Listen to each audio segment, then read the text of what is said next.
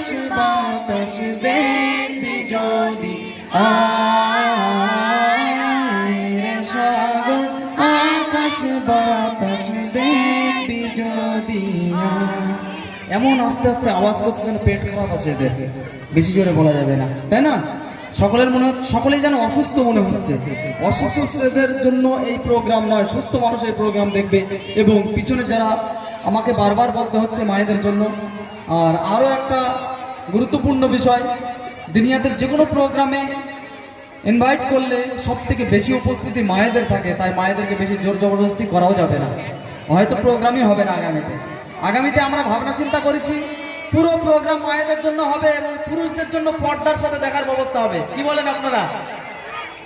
তো পুরুষদের জন্য পর্দার সাথে দেখার ব্যবস্থা আগামীতে ইনশাল্লাহ করা হবে, কারণ মায়েদের ভিড় বেশি থাকে।